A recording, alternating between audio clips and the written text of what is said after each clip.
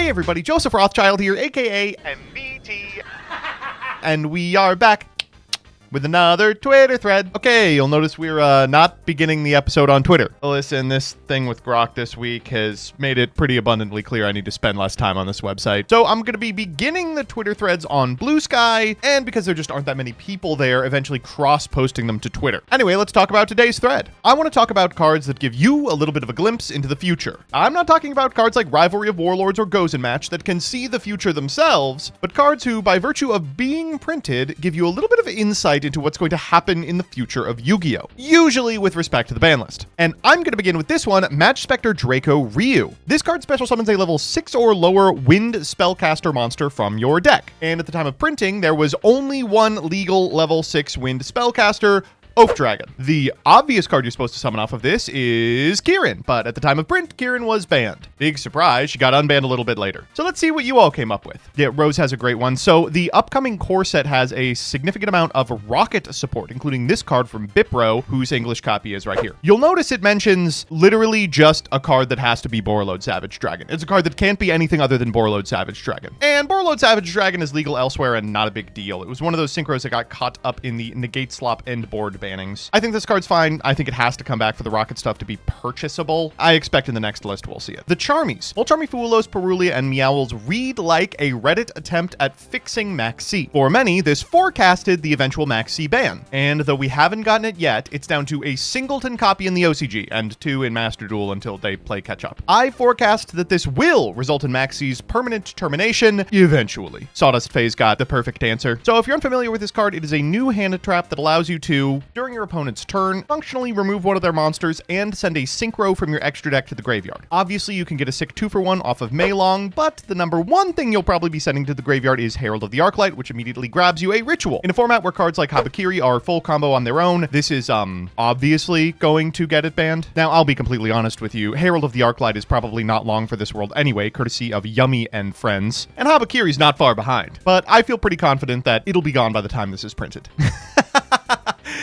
First off, great username, the White Timothy Chalamet. Second off, a great answer here in Crimson Dragon forecasting the ban of Hot Red Dragon Archfiend King Calamity, enabling you to summon it on your opponent's turn and just kill them, just as a thought them. One problem with that is that they were both legal forever.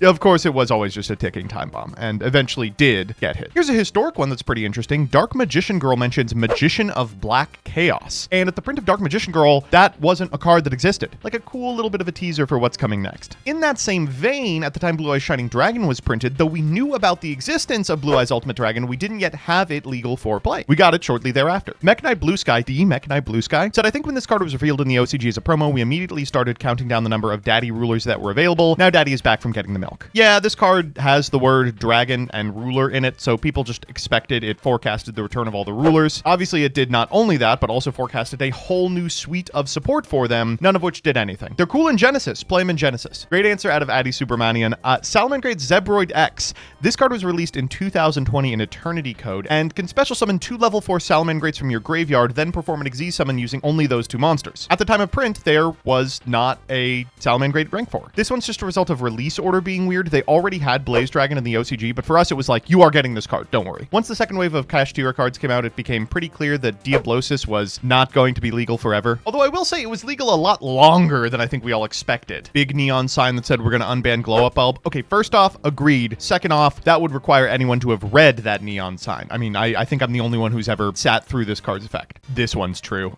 This card is going to be responsible for a shit ton of cards getting hit. If you Magnemite this, you can just Dark Hole at the end of your turn. If you Seals this, you can just Dark Hole that instant speed. I think the funniest outcome is that all those cards remain legal and this is legal at the same time, and they're all still only okay. I like to think of myself as a little bit of a white phantom beast. Here's one from the OCG. The new hero cards make getting to mask change comically easy. So right after their release, the OCG finally removed Mask Change 2 from the ban list. It was on there till like 2024. Can you believe that? Mask Change 2. I just think you're wrong about this one.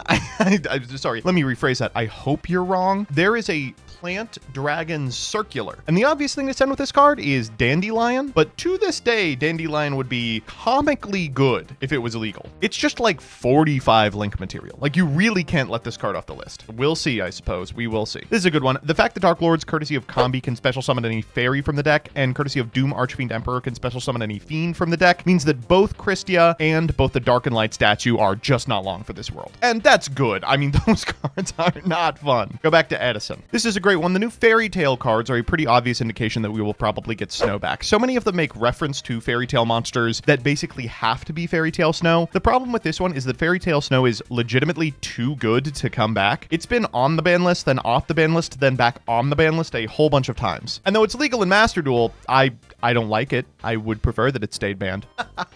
This is actually a pretty good one because it's an example of a time that this was absolutely wrong. Aqua Strider says, remember when people thought the Beetrooper was just a ploy to get the OCG to ban Maxi because the deck could search it rather consistently, if only. Of course, it's taken years since to get Maxi back onto the list. Importantly, not only does this deck consistently search Maxi, it wasn't even the best deck at doing it. Sprite could do it by using Swap Frog to bounce a Maxi summoned off of a gigantic Sprite back to the hand. This isn't a bad one. Everyone was freaking out about the fact that we were probably getting Rusty Bardish back on print of the Phantom Knights of Torn Scales. We did, and the deck was playable, but it wasn't like tier 0 ever. And pretty soon people just gave up on it anyway.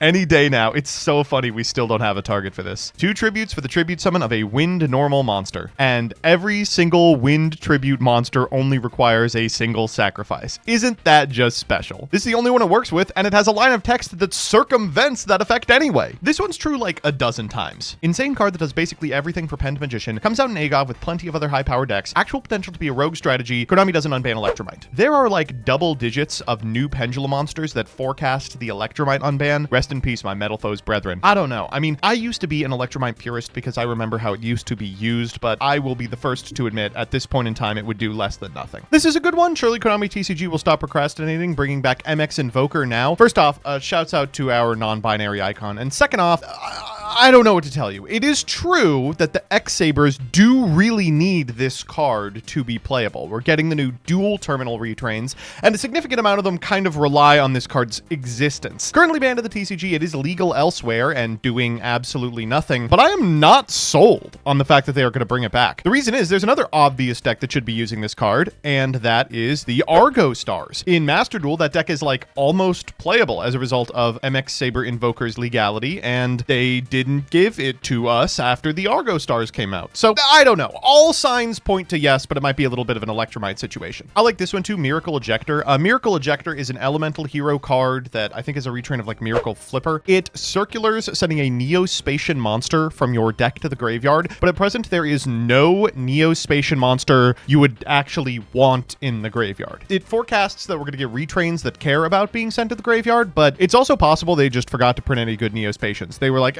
these guys are already playing 15 bricks. Enjoy one more. Yes, thinking too hard about the cards that Konami releases in the order in which they release them will have you looking like Jim Carrey in 23, but the payoff is, more often than not, you will have advanced knowledge of what they'll be doing on the list. Except for the times where they just don't do it. Give us back Electrumite. What the hell? Wow, the ones on Bluesky are actually a lot better.